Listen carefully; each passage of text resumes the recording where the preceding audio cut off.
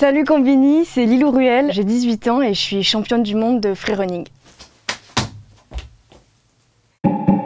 Être championne du monde, c'est... Il n'y a pas de mots en fait, il y a pas de mots pour décrire ça. C'est le rêve ultime quand tu es une athlète. Tu es championne du monde, tu peux pas rêver mieux. Ma figure la plus technique et la plus dure que j'ai lancée, je pense que c'est Corkin. Donc en fait, tu fais une vrille et dans le même saut, tu refais un salto arrière après. Pour moi, c'est vraiment plus qu'un sport. Je le considère vraiment comme un art maintenant. On est hyper libre, on peut apprendre les choses qu'on veut, on peut s'habiller comme on veut, on peut s'entraîner où on veut. Tu peux créer tes propres figures, tu peux créer ton propre style. Sauter de toi en toi, faire 2 rotations arrière, c'est des sensations que peu de gens connaissent. C'est un sport incroyable, mais c'est un sport dangereux, c'est un sport extrême.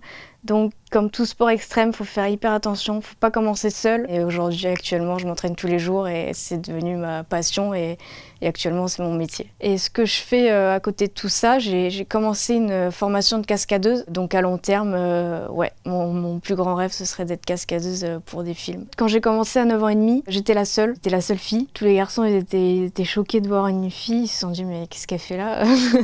Et puis très rapidement, en fait, ils ont été hyper bienveillants. Ils me considéraient vraiment comme leur petite sœur, ils m'ont hyper motivée. Et il y a beaucoup de filles qui ont du mal à commencer parce qu'elles se disent mais comment je vais faire au milieu de ce sport masculin. C'est vrai que moi je reçois énormément de messages sur les réseaux de filles qui me disent merci Lilou, merci de m'avoir motivée, j'ai découvert ce sport grâce à toi et je m'y suis mis. De motiver des gens, c'est fabuleux. À 11 ans, j'ai tourné une vidéo dans ma petite ville et cette vidéo, on ne sait pas pourquoi, elle a décollé. Elle a été repartagée sur Facebook, ça a fait des millions de vues. À ce jour encore, je trouve que la vidéo, elle déchire. J'ai pas un entraînement régulier dans ce sport qui est peu développé.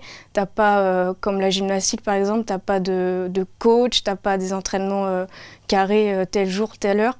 C'est toi qui t'entraînes quand tu veux, où tu veux, avec qui tu veux.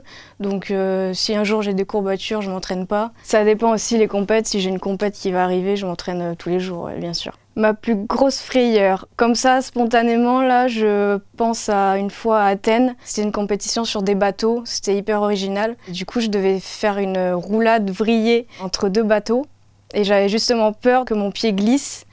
Donc je l'ai fait une première fois, ça s'est super bien passé. Je me suis dit, je vais le refaire une deuxième fois, encore mieux. Et je me suis lancée, mon pied a glissé comme je l'avais imaginé. De peu, j'ai failli tomber entre les 2 bateaux, du coup dans l'eau. Mais en l'air, j'étais pas bien, ouais. J'ai eu une petite... mon cœur, il s'est un peu emballé. Le parcours, ça m'a permis de vivre des moments incroyables, notamment le fait de pouvoir accéder à des endroits normalement interdits aux gens. J'ai pu monter sur un pont qui donnait juste devant la Tour Eiffel.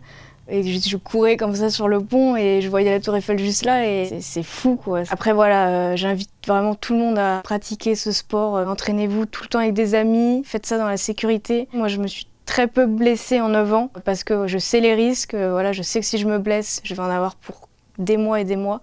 Donc voilà, faites gaffe. Donc commencez mais en sécurité.